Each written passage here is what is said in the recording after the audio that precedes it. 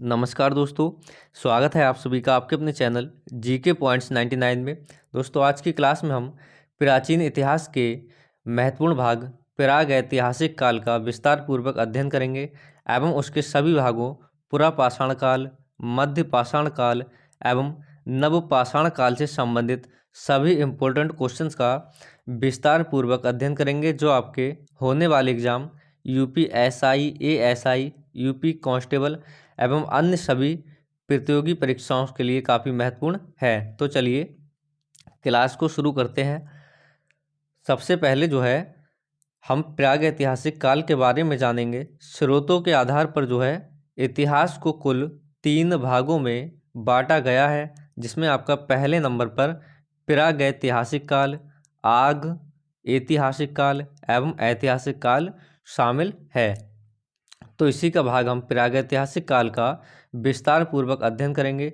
देखिए, मानव अतीत के उस भाग को प्रागैतिहासिक काल कहा जाता है जब मानव का अस्तित्व तो था, परंतु जो है उसके बारे में लेखन कला का आविष्कार अभी तक जो है इसमें नहीं हुआ था। प्रागैतिहासिक काल में मानव अस्तित्व के साथ, लेकिन इसमें जो है लेखन सामग्री का आविष्कार नहीं हुआ था। इसके बाद जो है आपका आदि ऐतिहासिक काल था, जिसमें हम आदि ऐतिहासिक काल उस काल को कहा जाता है जिसमें पुरातात्विक साक्ष्य तो थे, लेकिन जो है इसमें लिखित साक्ष्य भी प्राप्त हुए, लेकिन जो इसकी लिखित सामग्री थी उसको पढ़ा नहीं जा सका। जिसके उदाहरण के लिए आपकी हड़प्पा सभ्यता है, उसमें जो लिखित सामग्री प्राप्त हुई है उसको अभी तक पढ़ा नहीं जा सका है। इसके बाद जो है आपका ऐतिहासिक काल आता है, जिसमें हम इतिहास के उस कालखंड को शामिल किया जाता है जिसके बारे में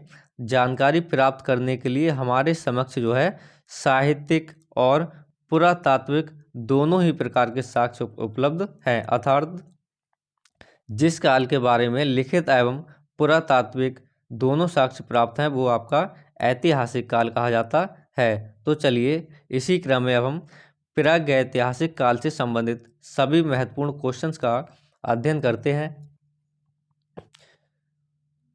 जो आपका प्रागैतिहासिक काल है उसको 3 भागों में विभाजित किया गया है, जिसमें आपके निम्न पुरापाषाण युग, मध्य पुरापाषाण युग और उच्च पुरापाषाण युग शामिल है। जो आपका निम्न पुरापाषाण युग है उसकी जो अवधि थी वो 25 लाख से 1 लाख ईसा पूर्व तथा जो आपका मध्य पुरापाषाण युग था 1 लाख ईसा पूर्व से 40,000 ईसा पूर्व तक, और उच्च पुरापाषाण युग जो है 40,000 ईसा पूर्व से 10,000 ईसा पूर्व तक इसकी समय अवधि थी। तो इसी के क्रम में जो है पुरापाषाण युग से संबंधित महत्वपूर्ण क्वेश्चंस का अध्ययन करते हैं। जिस काल का लिखित साक्ष्य नहीं प्राप्त होता है उसे जो है प्रागैतिहासिक काल कहा जाता है। प्रागैतिहासिक काल में मनुष्य अपना सांस्कृतिक जीवन कब से प्रारंभ करता है? तो इसमें जो है मनुष्य अपना सांस्कृतिक जीवन लगभग 30 लाख ईसा पूर्व से प्रारंभ करता है। प्रागैतिहासिक काल को जो है कितने भागों में बांटा गया है? तो प्रागैतिहासिक काल को कुल 3 भागों में बांटा गया है, और इसी काल में जो है महत्वपूर्ण खोज जो थी आग की खोज, वो भी आपकी पुरापाषाण काल में हुई थी। पुरापाषाण काल की जो प्रमुख विशेषताएं हैं, तो इसमें जो है हबशी जनजाति के लोग निवास करते थे, और इसी युग में पत्थर के औजारों का सर्वप्रथम प्रयोग आरंभ हुआ था। यहाँ के जो निवासी थे जंगलों में निवास करते थे, और शिकार जो है इनकी जीविका का प्रमुख साधन होता था। इस युग के जो लोग थे वो वस्त्रों का प्रयोग नहीं करते थे और टोलियों में जो है अपना निवास करते थे। जो आपका महत्वपूर्ण आविष्कार था आग का आविष्कार, वो भी इसी युग में हुआ था। भारत में सर्वप्रथम किस वर्ष से प्रस्तर युग के संदर्भ में अनुसंधान प्रारंभ हुआ? तो ये जो है आपके 1863 ईस्वी से प्रारंभ हुआ था। भारत में किस भूवैज्ञानिक एवं पुरातत्वविद ने प्रस्तर युगीन बस्तियों का अन्वेषण प्रारंभ किया? तो रॉबर्ट ब्रूस फुट ने जो है प्रस्तर युगीन बस्तियों का अन्वेषण प्रारंभ किया था। डेनमार्क के कोपेनहेगन संग्रहालय की सामग्री से जो पाषाण, कांस्य और लौह युग की त्रियुगीन विभाजन किया गया था वो थॉमसन के द्वारा किया गया था। भूवैज्ञानिक पुरातत्वविद रॉबर्ट ब्रूस फुट ने जो है किस स्थान से पहला हैंड एक्स प्राप्त किया था? तो वो आपके मद्रास के समीप जो है पल्लवरम से प्राप्त किया था। इसके बाद जो है आपका अतिरम्पक्कम नामक स्थान से पूर्व पाषाण काल के उपकरणों की खोज किसने की थी? तो विलियम किंग के द्वारा जो है अतिरम्पक्कम नामक स्थान से पूर्व पाषाण काल के उपकरणों की खोज की गई थी। इसके बाद जो है आपका आता है आधुनिक मानव का विकास लगभग 30,000 वर्ष पहले हुआ था, जिसे जो है होमोसेपियन कहा जाता था। होमोसेपियन को आदि नामों से जानते हैं, जिसमें आपके प्रज्ञ मानव, क्रो-मैग्नोन एवं चांसलेड ग्रीमाल्डी जो है आपके होमोसेपियन के ही उपनाम हैं। पुरापाषाण युग से प्राप्त उपकरण जो है किस प्रकार के थे? तो ये जो है क्रोड उपकरण, हस्त कुठार, हैंड एक्स, विदारणी और क्लीवर जिसे और खंडक गड़ासा जो है पुरापाषाण युग से संबंधित उपकरण थे। पुरापाषाण युग के उपकरण निम्न किन किन क्षेत्रों में पाए गए हैं? तो ये आपके उत्तर प्रदेश के मिर्जापुर में बेलन घाटी और सोहन घाटी जो नर्मदा घाटी और भीमबेटका की चित्रित शिला शैरों से प्राप्त हुए हैं। इसके बाद आपके क्वेश्चंस हैं मध्य पुरापाषाण काल को एक अन्य नाम से जाना जाता है। तो मध्य पुरापाषाण काल को जो है फलक संस्कृति के नाम से भी जाना जाता है। मध्य पुरापाषाण युग के प्रमुख उपकरण थे, तो इसमें वेधनी, छेदनी और जो खुरचरनी थी मध्य पुरापाषाण युग के प्रमुख उपकरण थे। मध्य पुरापाषाण युग के उपकरण बने थे, तो ये जो है आपके सल्कों के बने विविध प्रकार के फलक से बनाए गए थे। उच्च पुरापाषाण युग के 3 प्रमुख उपकरण हैं, जिसमें आपकी तक्षणी, खुरचनी, ब्लेड्स ब्यूरिन शामिल हैं। चापर चापिंग पेबुल संस्कृति के उपकरण कहाँ से प्राप्त हुए हैं? तो सोहन घाटी क्षेत्र से जो है चापर चापिंग पेबुल संस्कृति के उपकरण प्राप्त हुए हैं। भारत में पुरापाषाणिक उपकरण सर्वप्रथम कहाँ से मिले थे? तो तमिलनाडु जो मद्रास में है, मद्रास के पास पल्लवरम से जो है भारत में पुरापाषाणिक उपकरण सर्वप्रथम प्राप्त हुए थे। इसके बाद जो है परिष्कृत औजारों का युग किसको माना जाता है? तो उच्च पुरापाषाण युग को जो है परिष्कृत औजारों का युग माना जाता है। उच्च पुरापाषाण युग हड्डी की बनी मातृ देवी की मूर्ति कहाँ से प्राप्त हुई है? तो उत्तर प्रदेश में इलाहाबाद से जो है बेलन घाटी के पास से उच्च पुरापाषाण युगीन हड्डी की बनी मातृ देवी की मूर्ति प्राप्त हुई है। सिंघाबल एवं संघोबापुरा स्थल है, तो निम्न पूर्व पाषाण संस्कृति का स्थल है। निम्न पुरापाषाण कालीन स्थल हथनौरा जो नर्मदा नदी के पास से प्राप्त हुआ था घाटी के पास, इसकी खोज 5 दिसंबर 1982 में किसने किया था? तो डॉक्टर अरुण सोनकिया द्वारा जो है इसकी खोज की गई थी। इसके बाद आता है आपका मध्य पाषाण काल। तो मध्य पाषाण संस्कृति का महत्व मोटे तौर पर जो है 9000 ईसा पूर्व से 4000 ईसा पूर्व तक माना जाता है। कहीं कहीं आपको इसमें डिफरेंस भी देखने को मिल जाएगा। और पुरापाषाण काल और नवपाषाण युग के बीच संक्रमण काल को क्या कहा जाता है? तो ये आपका मध्य पाषाण काल कहलाता है। भारत में मध्य पाषाण काल के संदर्भ में सर्वप्रथम जानकारी आर्कीबाल्ड कार्लाइल ने कब दी थी? तो 1867 से 68 ईस्वी में जो है भारत में मध्य पाषाण काल के संदर्भ में जानकारी आर्कीबाल्ड कार्लाइल द्वारा दी गई थी। मध्य पाषाण काल के उपकरणों की खोज आर्कीबाल्ड कार्लाइल ने सर्वप्रथम किस क्षेत्र से की है? तो विंध्य क्षेत्र के शैल चित्रों से की है। मध्य पाषाण काल के उपकरण बहुत ही छोटे होते थे, जिन्हें जो है क्या कहा जाता था? तो इसको माइक्रोलिथ उपकरण कहा जाता था। इसके बाद जो है मध्य पाषाण काल के उपकरणों का निर्माण किन पत्थरों से हुआ था? तो जैस्पर, कल्सडेनी, चर्टफिलिंट एवं क्वार्टजाइट के जो पत्थर थे, उनसे मध्य पाषाण काल के उपकरणों का निर्माण किया गया था। मध्य पाषाण काल के उपकरणों का आकार किस प्रकार का था? तो चंद्राकार, अर्धचंद्राकार एवं त्रिभुजामुखी जो औजार थे वो मध्य पाषाण काल में पाए जाते थे। मध्य पाषाण काल में पशुपालन के प्राचीनतम साक्ष्य कहाँ से प्राप्त हुए हैं? तो मध्य प्रदेश के होशंगाबाद से, आदमगढ़ से एवं राजस्थान के भीलवाड़ा में बागोर से मध्य पाषाण काल में पशुपालन के प्राचीनतम साक्ष्य प्राप्त हुए हैं। मध्य पाषाण काल में मानव के अस्थि पंजर का सबसे पहला अवशेष कहाँ से प्राप्त हुआ है? तो उत्तर प्रदेश के प्रतापगढ़ महदहा सराय नाहर के पास से मध्य पाषाण काल में मानव के अस्थि पंजर का सबसे पहला अवशेष प्राप्त हुआ है। मध्य पाषाणिक संदर्भ में वन्य धाम का प्रमाण कहाँ से प्राप्त हुआ है? तो उत्तर प्रदेश के चौपानी मांडो से इसका अवशेष या प्रमाण प्राप्त हुआ है।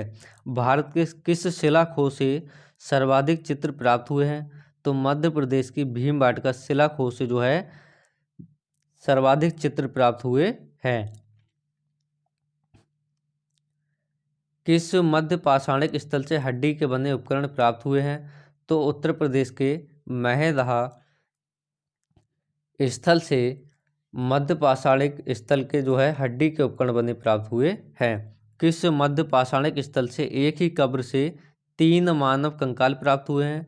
तो दमदमा के मध्य पाषाणिक स्थल से एक ही कब्र में 3 मानव कंकाल प्राप्त हुए हैं। भारत में मानव का सर्वप्रथम साक्ष्य कहाँ से प्राप्त हुआ है?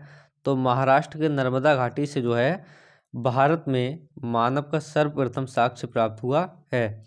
किस प्रागैतिहासिक भारतीय स्थल से होमो इरेक्टस मानव की खोपड़ी पाई गई है? तो नर्मदा घाटी के हथनौरा से होमो इरेक्टस मानव की खोपड़ी प्राप्त हुई है। भारतीय प्रागैतिहासिक का टेक्स्ट बुक किस क्षेत्र को कहा जाता है? तो उत्तर प्रदेश के बेलन नदी घाटी को भारतीय प्रागैतिहासिक का टेक्स्ट बुक कहा जाता है। भारत में ज्ञात विशालतम मध्य पाषाण बाँस वाला स्थल कौन सा है? तो राजस्थान के भीलवाड़ा में जो बागोर स्थान है वो भारत में ज्ञात विशालतम मध्य पाषाण बाँस वाला स्थल है। इसके बाद किस स्थल पर मानव जीवाश्म पुरापाषाण कालीन औजारों के साथ स्वस्थानीय मानव पाए गए हैं? तो नर्मदा घाटी महाराष्ट्र में जो हथनौरा है वहाँ से मानव जीवाश्म पुरापाषाण कालीन औजारों के साथ अपने स्थानों पर पाए गए हैं। वह मध्य पाषाणिक स्थल जहाँ से पशु वध स्थल यानी कि बूचड़खाना प्राप्त हुआ है, तो उत्तर प्रदेश के प्रतापगढ़ में महदहा से एक बूचड़खाना उसका साक्ष्य प्राप्त हुआ है। सराय नाहर और महदहा संबंधित है, तो गंगा घाटी की मध्य पाषाणिक संस्कृति से संबंधित है। प्राचीनतम कलाकृतियों का प्रमाण किस काल से प्राप्त हुआ है? तो प्राचीनतम कलाकृतियों का प्रमाण उच्च पुरापाषाण काल तथा मध्य पाषाण काल से संबंधित है। इसके बाद मध्य पाषाण काल के जो प्रमुख स्थल हैं उसमें आपका सबसे पहले वीरभानपुर जो पश्चिम बंगाल में है, लखनाज गुजरात, टेरी तमिलनाडु, आदमगढ़ मध्य प्रदेश, बागोर राजस्थान, सराय नाहर उत्तर प्रदेश और जो महदहा स्थल है वो आपके उत्तर प्रदेश में स्थित है। मध्य पाषाण कालीन गुफा चित्रकारी में किस प्रकार की कला प्रदर्शित की गई है?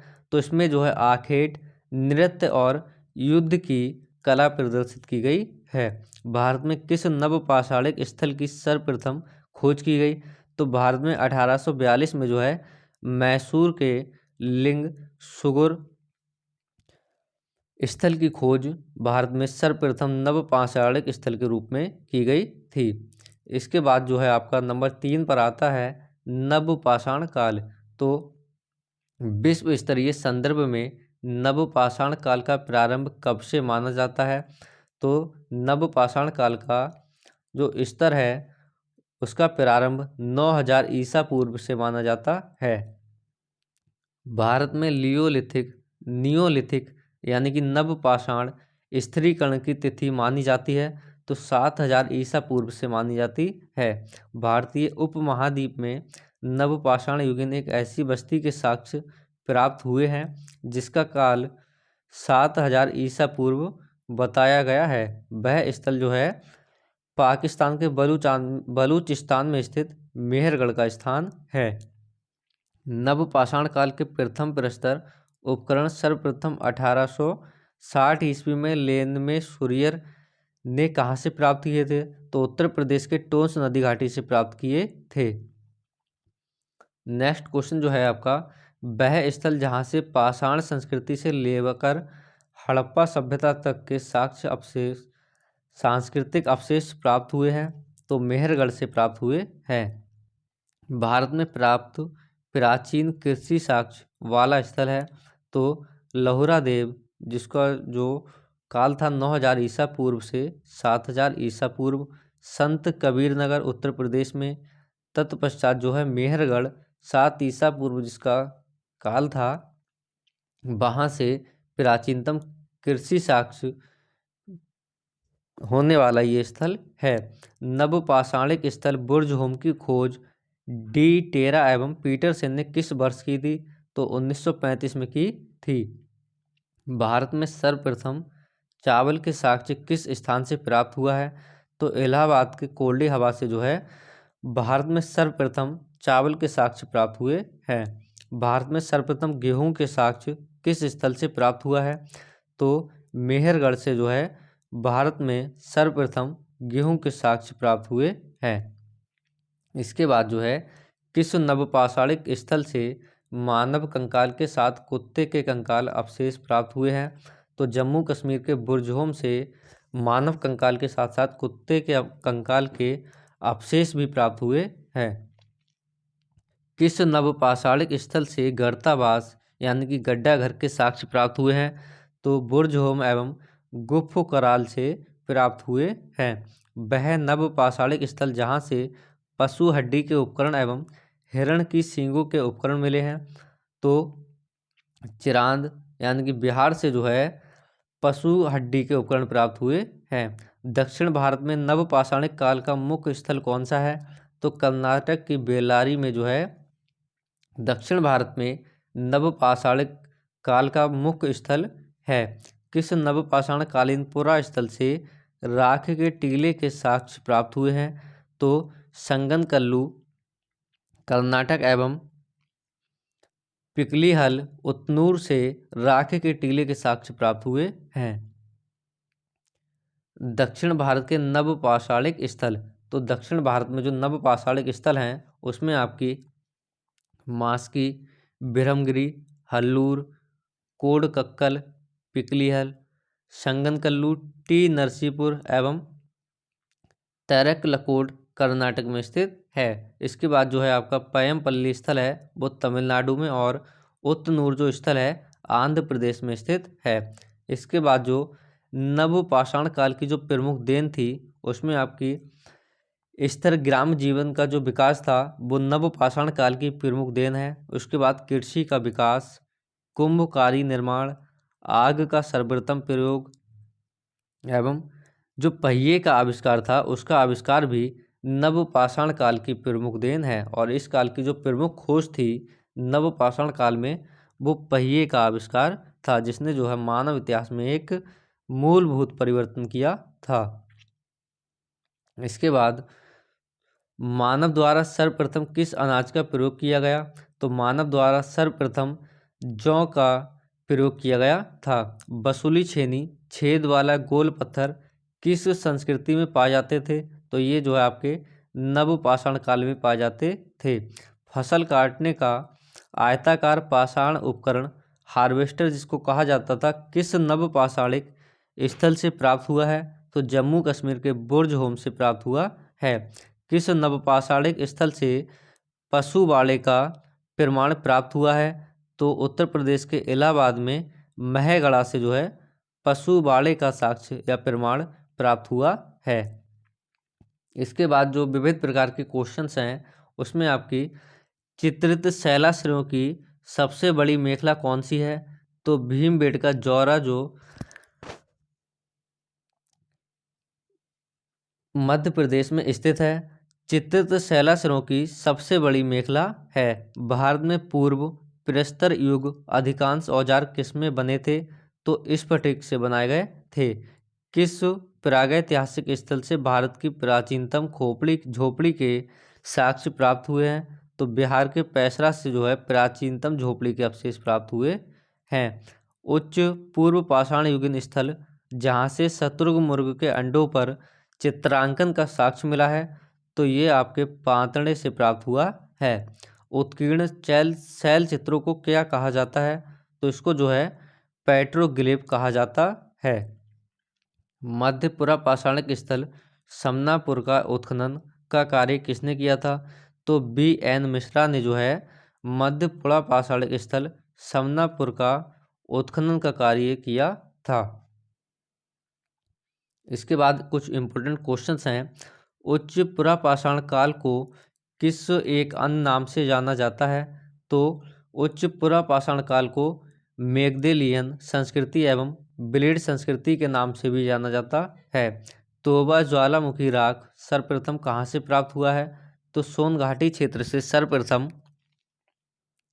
तोबा ज्वालामुखी की राख प्राप्त हुई है। मध्य सोन नदी घाटी का प्राचीनतम भूतात्विक जमाव का क्रम है? तो ये आपके सिंघाबल, पटपरा, बागोर एवं खैतानी में है। प्रागैतिहासिक के अध्ययन का विषय क्या है? तो इसमें निरक्षर समाजों का इतिहास प्रमुख विषय है। हस्त कुठार उपकरण किस विधि के उपकरण थे? तो ये आपके वाइफेसिया प्रकार के उपकरण थे। पूर्व पाषाण कालीन लोगों का मुख्य धंधा क्या था? तो पूर्व पाषाण कालीन लोगों का मुख्य धंधा जो है शिकार करना था। किस क्षेत्र में पुरापाषाण काल, मध्य पाषाण काल और नवपाषाण काल के अवशेष एक क्रम में पाए गए हैं? तो बेलन घाटी, विंध्य क्षेत्र एवं नर्मदा घाटी से इन तीनों कालों के अवशेष एक क्रम में पाए गए हैं। ग्राउंड स्टोन टूल्स किसका घोतक है? तो कृषि अर्थव्यवस्था का घोतक है। पाषाण उपकरण निर्माण केंद्र ईसामपुर किस राज्य में स्थित है? तो ये जो है आपका कर्नाटक में स्थित है। 2001 में भारत के किस स्थान से एक पूरा अस्मीकृत मानव शिशु कपाल प्राप्त हुआ है?